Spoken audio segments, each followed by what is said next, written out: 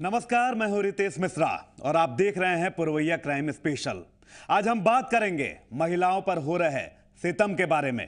झारखंड से लेकर बिहार की सीमा पार करते हुए जब हम यूपी की ओर जाते हैं तो वहां के भी हालात कुछ अच्छे नहीं हैं। सभी जगहों का हाल एक जैसा ही है, महिलाएं कहीं भी सुरक्षित नहीं हैं। तो आज बात होगी महिलाओं पर हो रहे जुल्म सितम के बारे में और इसी के साथ चलिए शुरू करते हैं पुरवैया क्राइम स्पेशल।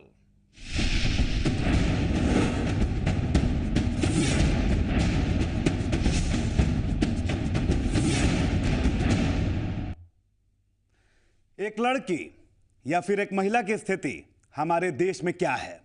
क्या कोई एक ऐसा भी पल है यहां पर जब वो इस बात को लेकर निश्चिंत हो सके कि कोई उसे घूर नहीं रहा? क्या दो पल भी घर वाले उसकी सुरक्षा को लेकर आराम से बैठ सकते हैं? जवाब मिलेगा नहीं। और देखिए, धनबाद से एक ऐसी ही तस्वीर सामने आई है।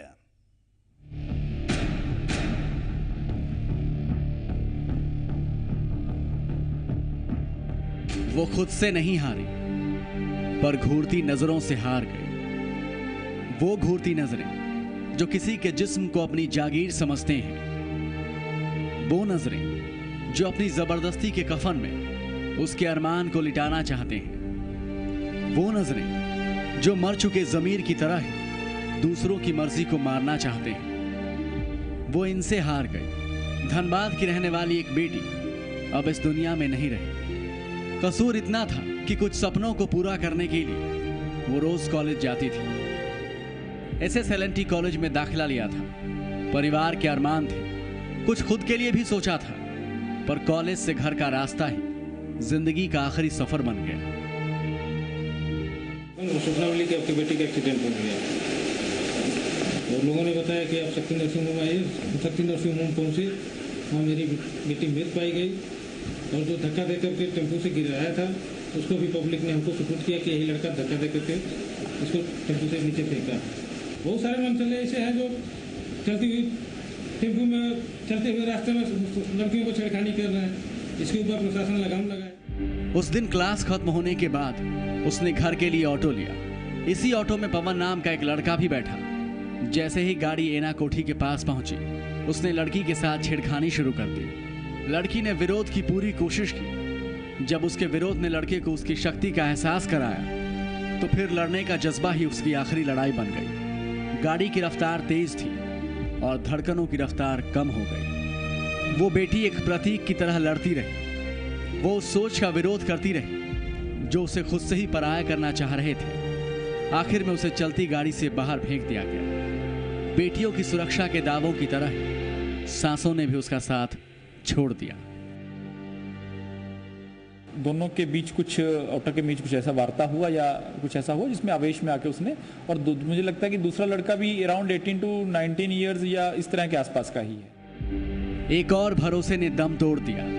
कानून माँ बाप के अरमानों की तरह किसी कोने में पड़ा है। डोली से पहले ही अर्थी उठाने को घरवाले मजबूर हो गए। किसी के पास कोई जवाब नहीं है। बेटी, तुम फिर आना, किसी और रूप में, किसी और रंग में, किसी और मोड़ पर। पिता के कंधे तुम्हारा इंतजार करेंगे। विदाई के गीत तुम्हारे बिना सुने रहेंगे। तुम्हारी कहानी एक सबक है, पर अफसोस ये समाज तुम्हारी कहानी सुनने के लायक ही नहीं। धनबाद से नीतीश के साथ ब्यूरो रिपोर्ट, जी मीडिया। हाल में ही एक फिल्म आई है, नाम है NH10। लेकिन इस फिल्म की घटना को यूपी के हाथरस में हकीकत में बदल दिया गया। जी हां, बिल्कुल सही सुन रहे हैं आप, खुद देखिए।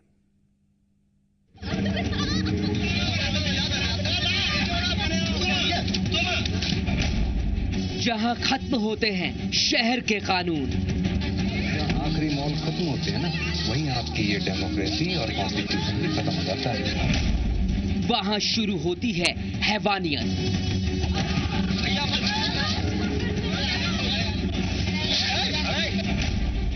यूपी से आई खौफनाक तस्वीरें।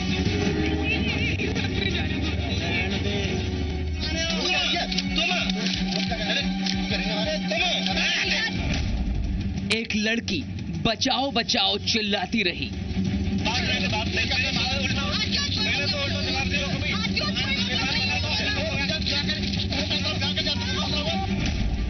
वो उस लड़की को बेरहमी से पीटते रहे।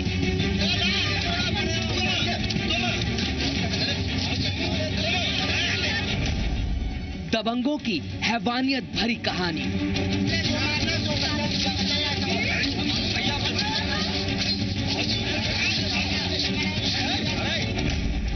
हाथरस की इस लड़की की जुबानी। मारने पीट देगी और गाली वगैरह देते हैं, जो चाहे वो कहलवाते हैं।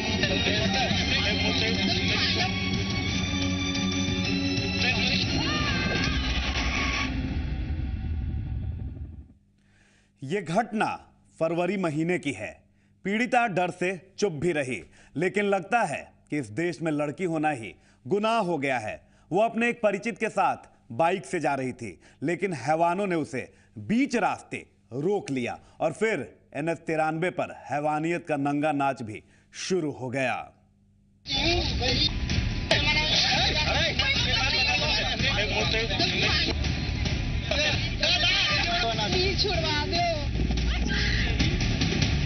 NH 10 से 205 किलोमीटर दूर है NH 93। फिल्म में गुड़गांव के पास NH 10 पर हीरो हीरोइन को घूमना तब भारी पड़ जाता है जब उनका सामना हरियाणा के दबंगों से होता है। NH 10 से 200 किलोमीटर दूर NH 93 पर फिल्म जैसी हैवानियत हकीकत बन गई। NH 93 से सटे हाथरस में एक लड़के और लड़की को बाइक पर घूमना उस वक्त भारी पड़ गया जब 6 दबंगों ने उन्हें घेर लिया। लड़के और लड़की दोनों को बाइक से उतारकर एक सुनसान जगह पर ले जाकर दबंग उस नाबालिग लड़की की बेरहमी से पिटाई करने लगे।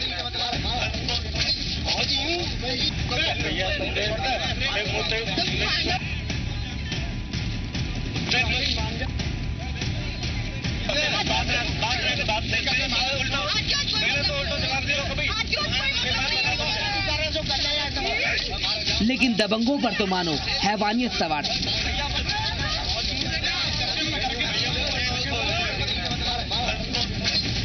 वो लड़की को थप्पड़ों और लातों से पीटते रहे।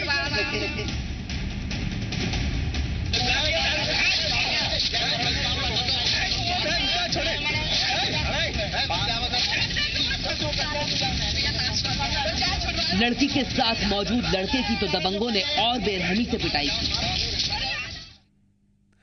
बात यहीं पर नहीं रुकती है। महिलाओं पर अत्याचार की फहरिस्त काफी लंबी है। वो वैलेंटाइन डे का दिन था और इस दिन एक प्रेमी जोड़ा हैवानियत का शिकार होता है। घटना ऐसी कि जिसने भी देखा वही दंग रह गया।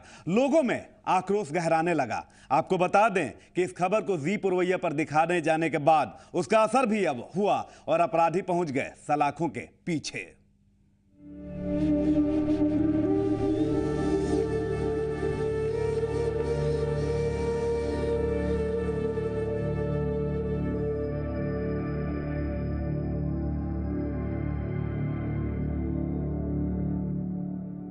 एक तरफ हमारे देश के प्रधानमंत्री नरेंद्र मोदी बेटियों को बचाने की बात कहते हैं, तो दूसरी तरफ बीजेपी के ही रघुराज में बेटियां सुरक्षित नहीं हैं। झारखंड के गुमला जिले में एक युवक और युवती को पीटे जाने का मामला सामने आया।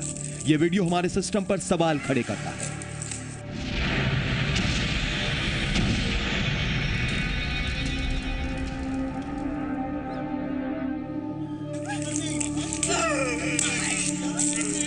मोदी की कोशिशों पर बीजेपी के ही राज्यों में प्रहार करता है। यह वीडियो पूरे गुमला में वायरल हो चुका है। इस वीडियो को देखने के बाद, पीड़ित लड़की की चीखें सुनने के बाद हर किसी का दिल पसीज जाएगा।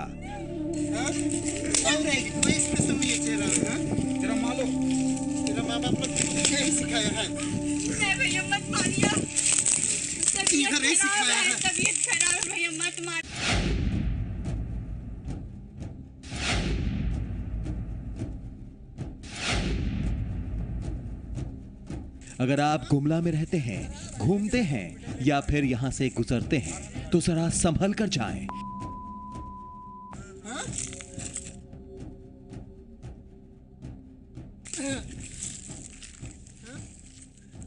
क्योंकि गुमला में समाज के ऐसे स्वयंभू ठेकेदार रहते हैं जो खुद लोगों को दंड देने का बीड़ा उठाते हैं।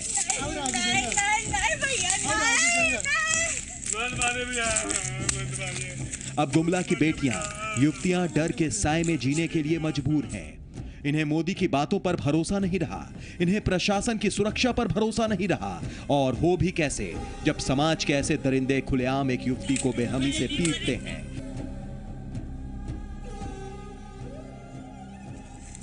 जिस धरती पर राधा और कृष्ण के प्रेम के किस्से बच्चों को सुनाए जाते हैं, जहां मीरा के प्रेम को घर घर में सुनाया जाता है, उसी धरती पर प्रेम करना आज अपराध हो गया। उसी धरती पर प्रेम के प्रति फल में मिलता है जुल्म सितम। आप प्रेम की अभिव्यक्ति पर आपत्ति जता सकते हैं, लेकिन जिस तालिबानी तरीके को ये अपना रहा है, वो दरिंदगी यहाँ का समाज स्वीकार नहीं करता। ये चीख इस दरिंदे को सुनाई नहीं दे रही। वो हैवान बनकर जख्म दिए जा रहा है, लेकिन उसका गुनाह अब बेपर्दा हो चुका है। भले ही उसने अपने चेहरे पर नकाब लगा रखा है, लेकिन कानून और समाज की नजरों से वो बच नहीं सकता। इस वीडियो को देखने के बाद इंसान तो क्या, इंसान की रूह भी कांप जाएगी। नहीं सिखाया है। नहीं भैया मत मारिए। तबीयत खराब है भैया मत मार। दरिंदे के जुल्म को मंगलवार को दिखाए जाने के बाद समाज के हर तबके में आक्रोश भर गया। ये दरिंदा केवल उस युवती का ही नहीं, बल्कि पूरे समाज का गुनहगार है। उसे उसके किए की सजा मिलनी भी चाहिए।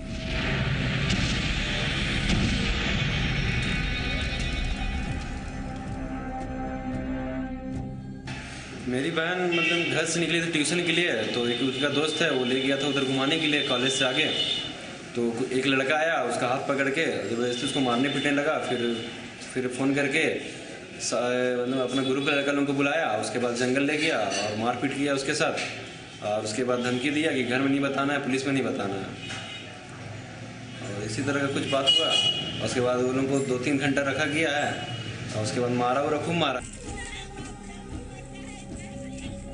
सनसनी फैलाना हमारा मकसद नहीं है। हमारा मकसद गुनहगार को उसके अंजाम तक पहुंचाना है, और गुनहगारों की जगह समाज के बीच में नहीं, बल्कि सलाखों के पीछे होती है। नहीं सिखाया है। नहीं भैया मत मारिए। तबीयत खराब है भैया मत मार। Mukesh Soni, C media, Gumla. महिलाओं पर अत्याचार की कहानी अभी और भी है, लेकिन एक छोटे से ब्रेक के बाद।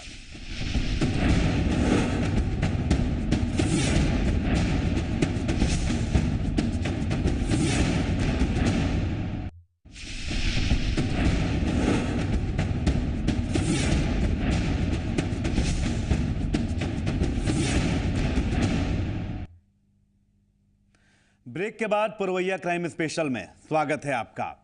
आज भले ही हम 21वीं सदी में जीने का दंभ भरते हों, लेकिन हकीकत यही है कि समाज में आज भी डायन बताकर महिलाओं के साथ दरिंदगी की सारी हदें पार कर दी जाती हैं।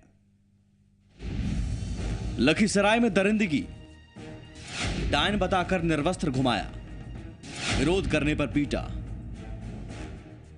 अपने साथ हुई दरिंदगी की खौफनाक कहानी बयां कर रही है महिला लखीसराय के गोपालपुर गांव की रहने वाली मुनिया देवी है।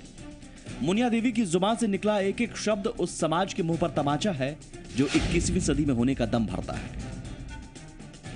लेकिन उसी समाज में डायन बताकर चंद दबंग एक महिला को निर्वस्त्र कर गांव की गलियों में घुमाते हैं और विरोध करने पर महिला के बेटे और पति के साथ मारपीट करते हैं। केवल तुम डायन है, हाँ। डायन करके हमको साड़ी तिर लिया और गली में घुराने लगा। कैसे? चलो तुमको हम छेद देगा, हाँ? काहे हमको बेटा धकेल दिया ट्रेन में, तुम डायन है। तो हमको पति जी हमके देखा न तो आया पीछे लगे कि काहे मार रहा है हमको पत्नी के, हाँ। चलो होगा तो जहाँ बल ले जा, चलो वहाँ जाके जे बनना है से कर देना है, हाँ। ऐसे काहे की बेइज्जत करना रहेगा। तो इसको बल पकड़ के इसको ले गया उधर, हाँ। गली में है बात ही गेहूं के खेत, उधर ले गया मारा है। लेकिन हैरानी इस पूरे मामले में पुलिस के रवैये को लेकर भी होती है। दरिंदगी की हद पार कर देने वाली इस घटना के बाद भी लखीसराय के एसपी मीडिया को मामले को बेवजह तूल न देने की सलाह देते नजर आए। आप लोगों को कोई मसाला नहीं मिलता है। नहीं सर, डायन बोल के मारा गया है मुनिया देवी। ये तो वो केस न किया है, चार्जशीट डायन बोल के हुआ है। वो जी सर लिख के दिए है। तो लिख के दिए तो डिलीट नहीं करता है, हमारे साथ बलात्कार हो गया, डायल कर दिया, फला कर दिया, तो लिख के तो डिलीट 100 पिटीशन आता है, 100 घुमा आएगा तब पता चलेगा कि एसपी चल गया मामा में। आपने कोई ऐसा घटना हुआ सेंसेशनल तो उस पर भी लिया जाता है। वो डांग करके मारने लगा, खींचने लगा, गले में घुराने लगा, नंगा करके, इसलिए हम गए वहाँ पर। क्यों मारा मेरे मम्मी को? तो मेरे मंगास पर एक लाठी लगा दिया, मंगास फट गया, हम गिर गए बेहोश होकर। मेरे पिताजी आया, उसको भी मार के लेक्चर लिया उधर। तो क्या मामला थाना में नहीं लिया गया? नहीं लिया गया। इंसानियत को शर्मसार करने वाली इस घटना पर न सिर्फ समाज की चुप्पी हैरान करती है, बल्कि पुलिस का रवैया भी परेशान करता है। सवाल है कि आखिर कब तक समाज में डायन के नाम पर महिलाओं के साथ दरिंदगी होती रहेगी। ब्यूरो रिपोर्ट, जी मीडिया, लखीसराय।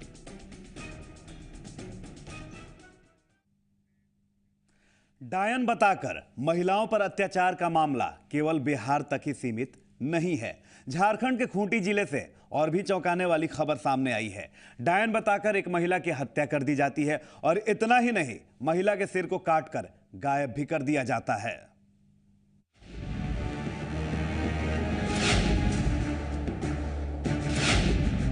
यह आधार कार्ड बयां कर रहा है उस महिला की पहचान को जो अब इस दुनिया में नहीं रही।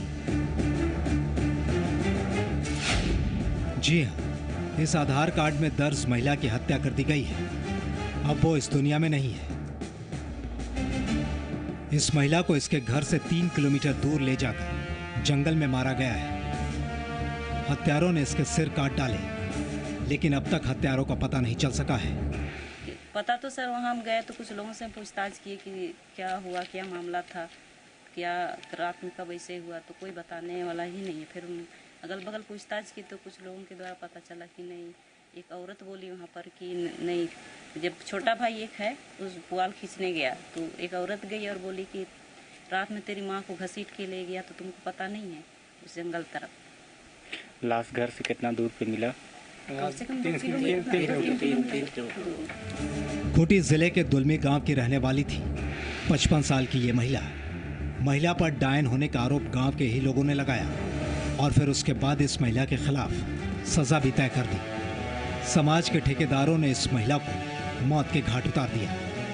सर कुछ दिन पहले लड़ाई हुआ था पीछे घर वालों से, वही भैयादी लोग से। तो वही उन लोग के घर में एक बच्ची थी, 3-4 साल की लड़की थी, वो डेथ कर गई। उसके बाद उन लोग के मन में शक हुआ शायद कि डायन भी सही हुआ। और तो कुछ मामला नहीं लगता है, क्या कि मेरी माँ थी कि किसी से लड़ाई झगड़ा करती नहीं थी।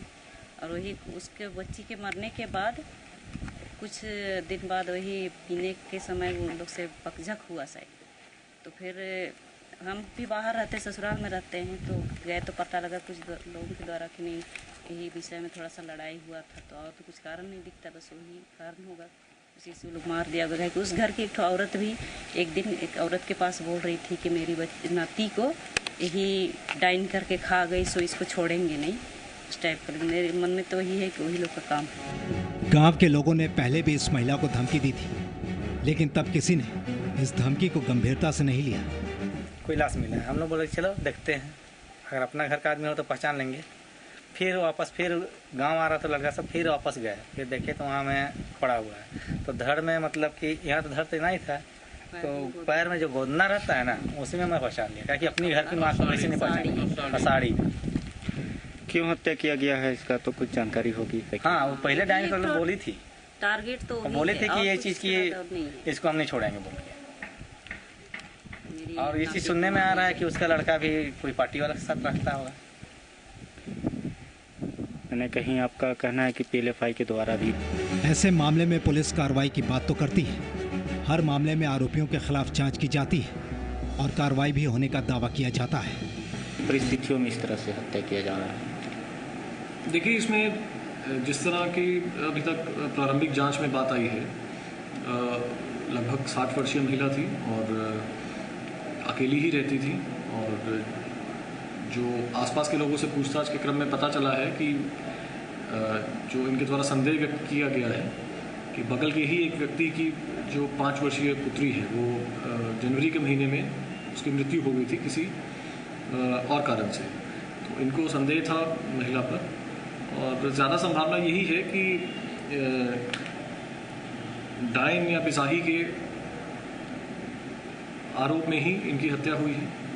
बाकी किसके द्वारा की गई है और किस परिस्थिति में हुई है उसका अनुसंधान के क्रम में पता चलेगा, आगे की जानकारी। इसमें जैसे ही उद्भेदन होता है कांड का और जिन लोगों पे संदेह व्यक्त किया जाता है या फिर जिन लोगों पे आरोप प्रमाणित हो जाता है तो उन पे कार्रवाई होती है और उनकी गिरफ्तारी होती है।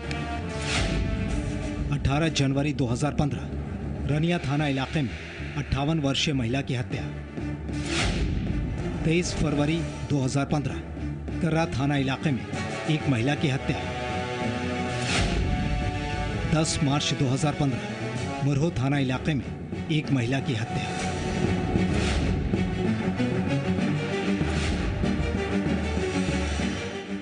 हकीकत यह है कि आंकड़े थमने का नाम नहीं ले रहे। ये केवल इस साल के आंकड़े हैं। हत्याओं का सिलसिला नहीं थम रहा। इस इलाके में हो रही लगातार हत्याओं का सिलसिला कब थमेगा ये तो खाकी के रहनुमा ही जाने। लेकिन आज के दौर में भी ऐसे अंधविश्वास हमारे बीच मौजूद हैं। ये बड़ी शर्म की बात है। समाज को भी आगे आना होगा और इस दिशा में पहल करनी होगी। सोनू अंसारी, जी मीडिया, खूंटी। और इसी के साथ जुर्म की खबरों में आज बस इतना ही। लेकिन आप रहिए बाखबर, क्योंकि जुर्म कहीं भी हो सकता है, कभी भी हो सकता है। आपको सावधान करना ही हमारा मकसद है। जुर्म की ताजा खबरों के साथ कल फिर होगी मुलाकात। तब तक के लिए दीजिए इजाजत। नमस्कार।